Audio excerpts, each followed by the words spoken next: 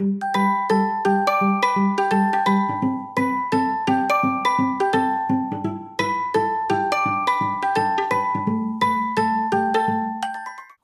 back to Fulfillment Therapy. Today we have a special guest, Rachel O'Connor, and she is a life and wellness coach, empowering women to make lasting life changes. She helps her clients break free from limiting beliefs, enabling them to create a future that's aligned with their true purpose and values.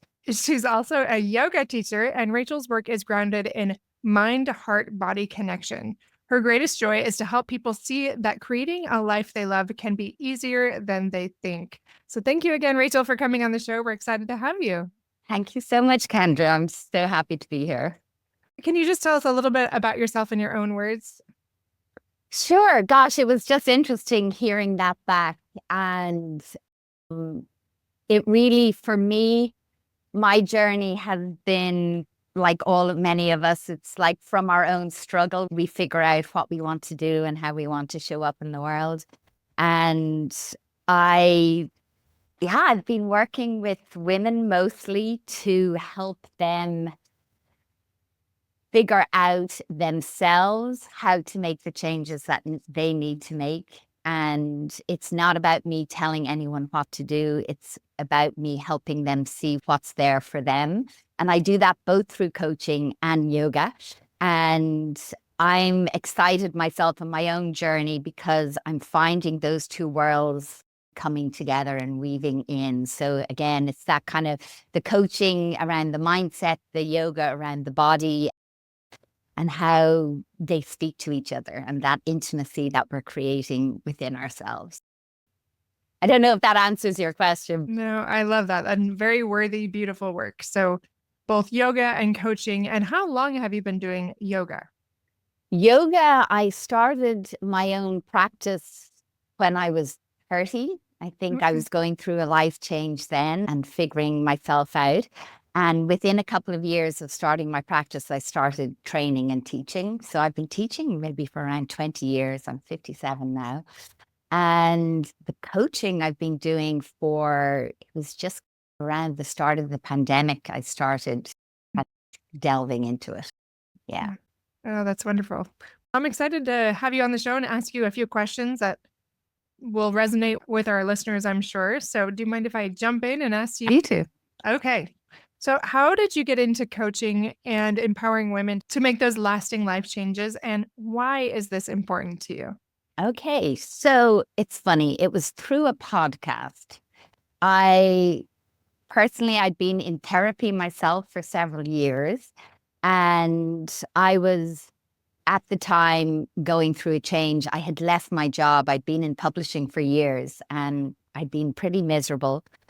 And I did that jumping without a net thing. And I was figuring things out. And a friend had sent me a podcast from the Life Coach School. I don't know if you're familiar with Brooke Castillo. The podcast, it was one of her early ones. And she was talking about the reason why we don't go for things and make changes is because of how we will treat ourselves and speak to ourselves if we fail. And that resonated so strongly. Oh my God, it's me that's holding me back. It's not anything else. It's not the actual thing that I'm doing.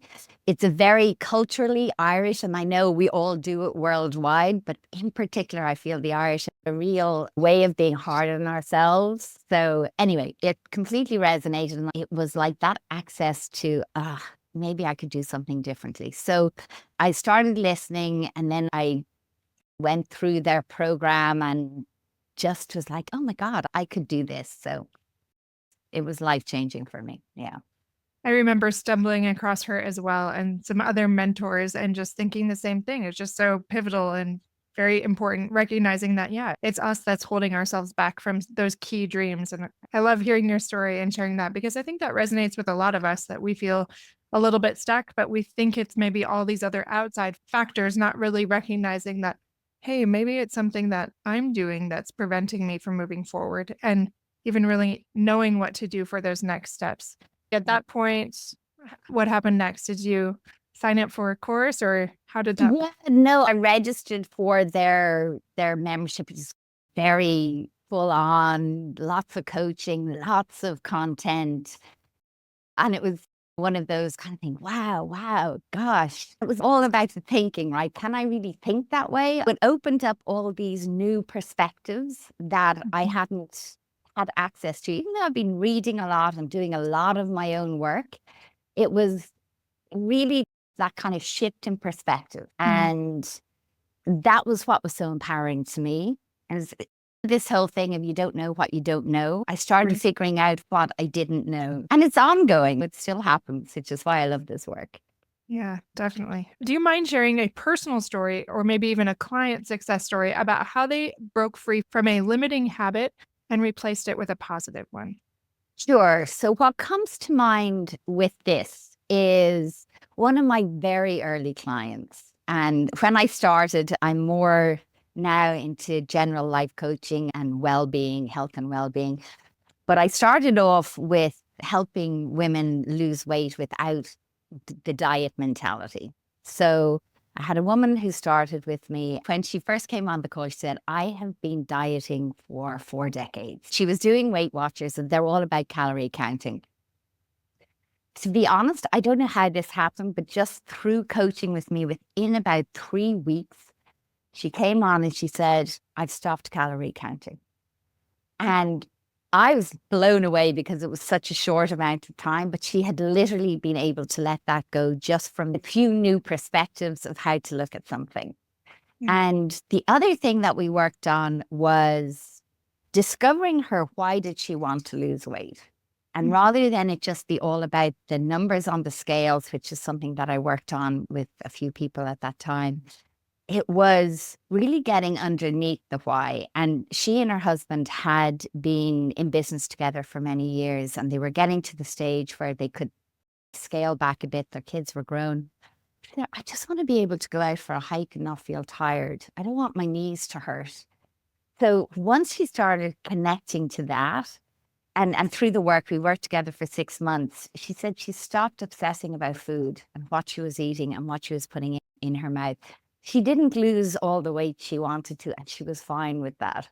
It was like an Mm. ongoing process for her. So it was that, again, shifts in perspective, and it doesn't have to happen overnight, but her whole relationship to herself, her body, and what she wanted to do shifted. Right. I love when people focus on their why because it really gets rid of a lot of that fluff or those other things that are distracting and really not what you want and tied to your values as much. So I love that you brought it back to that. And if you don't mind, just for the sake of helping the listeners themselves understand maybe their why, can you share a little bit about how you discovered your why or even what your why is as they're thinking, what is my why? Yeah, I would love to. So as I said, I left my job. It was 2017 and I didn't know what I wanted to do. And I remember my thought was if I knew what I wanted to do, I would be in 100%. I'd be going for it, but I just don't know what it is. And I came up with this concept of I had been reading this book, Designing Your Life, and highly recommend it. It's a really good one. And in it, they were talking about again, it was that connection with your why and having conversations with people. Anyway, I came up with this project. I called it Project 100 Love. And I interviewed 100 people who loved what they did. And the concept was you love what you do, you're making a living from it. And I went in and I have them all recorded. It was my passion project to figure out what it is that I love. So I interviewed 100 people. It was to be in 100 days, but I did it in 150 days. And it was so uplifting. It was, again, all about that possibility and people talking about what they loved. We went in deep really quickly and there was a lot of positivity. In my past, I thought I'd wanted to go into therapy and I said, oh, I don't know if I want to stay stuck in that cycle. It was about this positive energy and possibility and opening and being in your own creativity, which I believe is how people discover what their purpose is, what brings out their creativity, what they're bringing to the world, what they're making. And I was so inspired. I started writing. I haven't been writing for years. And people kept on saying to me, when is your book coming out? And it's like, it's not a book. Anyway, when I discovered coaching, it was like, oh, I can just connect with people. And it's, of course, I'm bringing in my expertise and different lens and all of that. But coaching is about positivity and possibility. And so it just evolved. It wasn't like I woke up one morning and said, this is it. But that project 100% led me to coaching. And it just, yeah, was very special. It was like, I look back at it as like the golden time. It was like that transition from really being stuck and lost and not knowing, and then that connection with all these beautiful people, and then moving on to my own next chapter, which is a struggle. It's not all, oh, it's not all ease and flow, but it's very rewarding. Oh, I love that. And that you're able to help so many people in this journey as you leaned in and tried to figure out what your why is, especially with that Project 100 Love. Is that what you called it? Yeah. Yeah. Oh, that's such a beautiful idea, something that you can do to really decide what it is that you want to do and lean into that. So that's a great way to understand. So thank you for sharing that. So if you wouldn't mind, Rachel, can you tell us about consciousness and awareness and how you use these in your coaching practice? Maybe even share an example of where that led to health or growth. Sure. Yeah. So I love this phrase, and I got it from, she's a yoga teacher, Ashley Sargent, and it's consciousness is healing. And it's kind of like that you can't heal what you can't feel.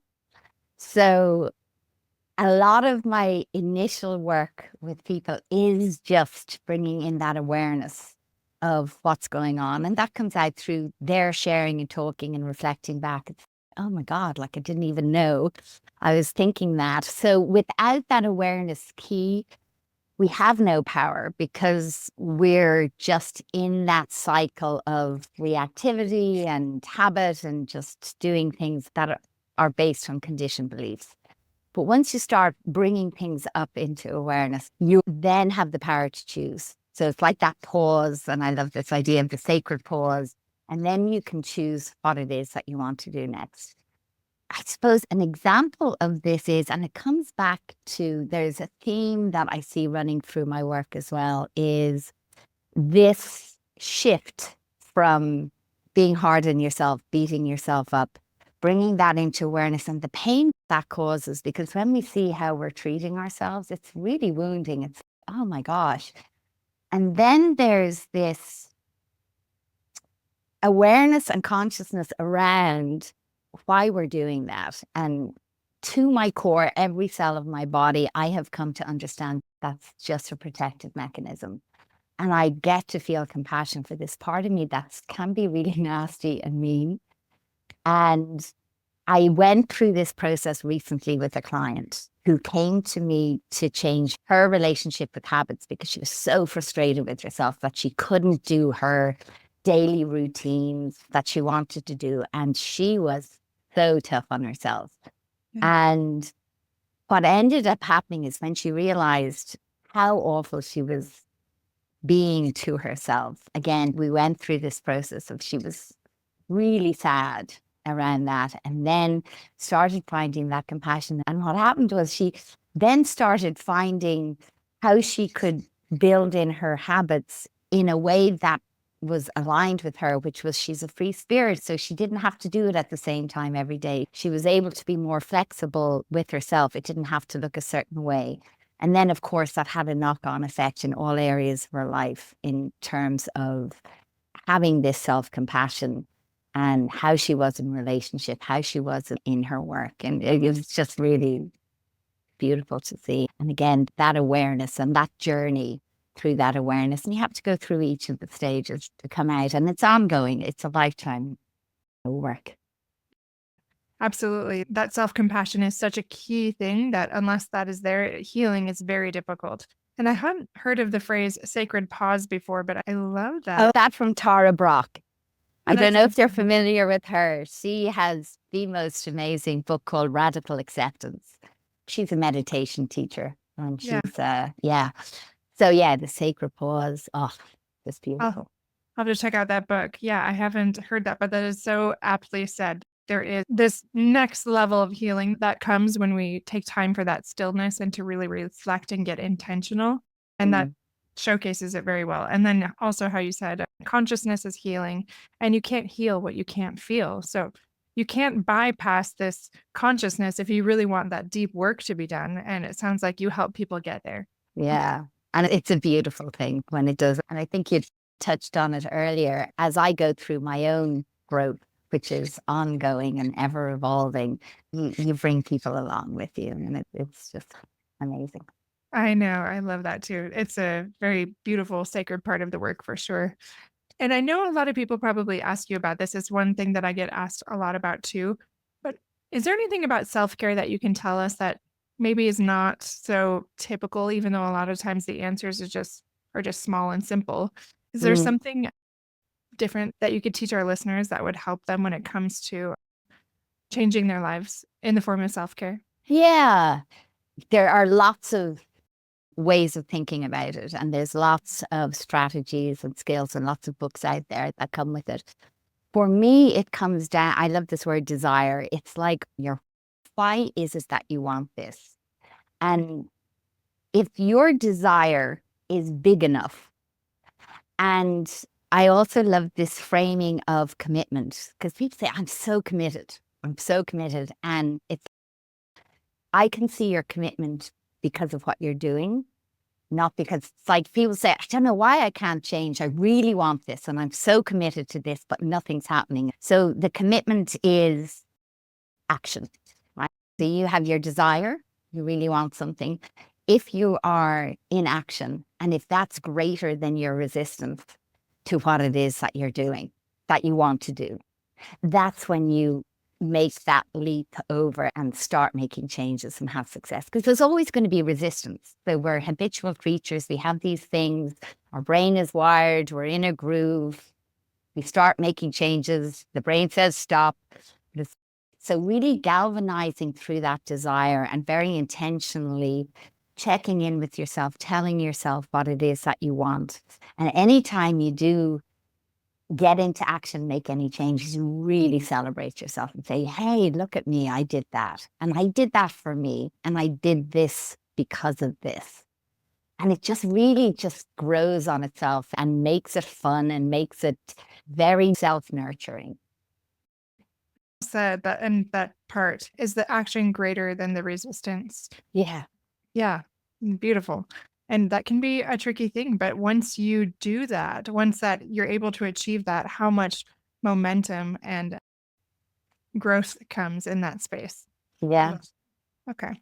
So you mentioned that you specialize in empowering women to align their lives with their true purpose and values. Do you Mhm. mind sharing a story about a client that you helped make a shift in this area? I don't have any big kind of, oh my God, my whole life has changed and I've moved country and I've done this. What I see is these kind of small shifts that are huge shifts, like with this client who changed her relationship with herself. And we worked together for 6 months. And I love as well at the end, she says, I'm good. I can go with this, with what I have. So I don't know where she's going to go with what she's discovered and where it is. I can only say that there, in this particular instance, that she wasn't quite sure where she wanted to go and what she wanted to do, but she was open to not having it be perfect and having it take a little time, but still work on where she was within herself. It's just these smaller shifts and not having that expectation of, oh, just because I'm doing this, everything changes. And it's so often about those smaller shifts, right? That incremental change, those small course corrections that can really bring that big change over time, but maybe not necessarily overnight. I think for most of us, it's not for overnight. It's just those small incremental steps. Yeah. Yeah. Okay, great. If you wouldn't mind talking to us a little bit about mastering habits and making those lasting changes, what do you teach your clients that can help listeners improve their lives? Yeah. This is where the values alignment comes in. And people often do, oh, I should be going to the gym and I should be doing this. And why can't I do this? And it's, again, it's that pause, that's getting quiet and, you know, why do you want to do this? And what is it? What is your expression of that? And one of the things I love, what access in is, what did you like doing as a kid? And so for me, I loved swimming as a kid. And Yeah. for years, I haven't swum. And again, around the time I left my job, I started swimming again. And then the pandemic hit and the pool's closed. So now, and I still do it, I swim in the bay. I live in the Bay Area of San Francisco. I swim in the bay every morning. And that's a big part of my self-care routine. And that's so aligned with me being out in nature, being attuned with the rhythms of life. And it's now part of my identity and who I am. So it's not a habit, it's part of my life and who I am. So it's really getting people aligned with what it is that they love and what it is that they want. And so one of my clients a while ago, she was stuck, was an artist, but she was very stuck and couldn't bring herself to go into her creativity mode and do her work. And one of the things she had wanted to bring in self-care around exercise and she just couldn't do it. Anyway, she ended up, it was like connecting with dancing. And she literally just danced for 15 minutes a day and started shifting. And that opened up that access to her creativity. And that was what she wanted to do. So it's It's so very individualized. absolutely. And it's so interesting, again, with that sacred pause, how we're able to really get intentional and with a coach or a therapist, whoever that might be, breaking that down a little bit more. I love how you asked, what did you like to do as a kid? And then aligning that with your values now. Again, so individual for different people and getting really specific about what that looks like. Like maybe I've never liked the gym or that culture. That doesn't mean I have to go to the gym. It could be I go out in nature or I've been doing a lot more walks outside now that the weather's beautiful and just that time to pause and it can be different for every person. It could be playing the drums, it could be whatever it is. Yeah, I love that. 100%. Very helpful. And then my last question for you today is, as you reflect on your own journey, what recent changes or practices have you implemented to deepen your own personal fulfillment? Sure. So I'm about to turn 57. And on my birthday last year in April, when I turned 56, my father died when he was 56. And I'm the youngest in my family. And each year that my siblings turned 56, we all acknowledged each other, wow, we're here. And it's very much honoring our lives at this point, right? And what it is that we want. So I started a journal where each day I'd put the date and I'd say 56 years plus 1 day.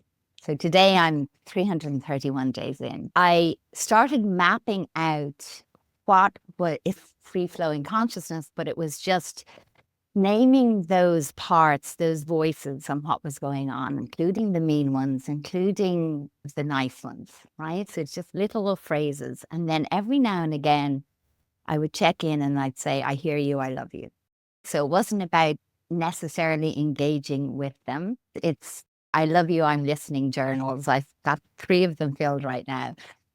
And that has, and again, those incremental changes, I can't see it, but I look back and see how things have shifted in my life. And it's so literally every day I'm telling myself I love myself maybe 10 times. And it's a half an hour. I have my coffee when I do it, close my book, and I can't start my day without it. It's just, it's again, part of that ritual, that habit. And I don't get to know exactly what it's doing and it doesn't really matter. It's just, I know that it supports me. So that's one of my ones that I really love. That's a beautiful practice. And yeah, it doesn't have to be for this specific end goal that you have in mind, but just this process of being still and I love how you say, I hear you, I love you, and doing that over. And yeah, you may not know the end result, and yet you're changing your brain so much. We talk about neuroplasticity a lot on the show, but just changing those neural pathways. And instead of that go to of just harassing yourself and just really hating yourself or getting so discouraged, it's just honoring the process and loving yourself, the messy parts, the other parts. I think that's just so beautiful. Thank you for No, sharing thank that. you. Yeah, you're Mhm. so welcome. Rachel, do you mind sharing where we can find you if people want coaching or if they want to see any of your resources? Sure. I'm on LinkedIn, on Facebook. I'm not really on Instagram. RachelO'ConnorCoaching.com is my website, and all the links to all my social media is there. And I don't know if you share in your notes, they'll get the spelling and all that. So it's either RachelO'ConnorCoaching.com or Rachel O'Connor Wellness. Either one will get you there. Yeah, I will put it in the show notes. So on this episode Yeah. and anything that we post for the episode as well on any of our social media channels, they can also find that. Yeah, they can reach out to you there. And thank you so much again, Rachel, for coming on the show. Thank you. And Oh, really thank wonderful. you. Yeah, I really enjoy your podcast. I appreciate that. Thank you for adding to it today.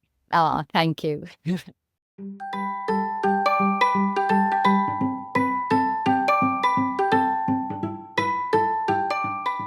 Hey, friends! I hope you enjoyed today's episode. If you did, chances are someone else would too. Would you take 30 seconds to share this with a friend who's looking for greater family fulfillment? And while you're sharing, tell me what you think about the show by leaving a review on Apple Podcasts. It refuels me when I hear this podcast is helping you, no matter what your house or your hair looks like. I'll meet you back here every Monday and Thursday morning for more episodes. Until then,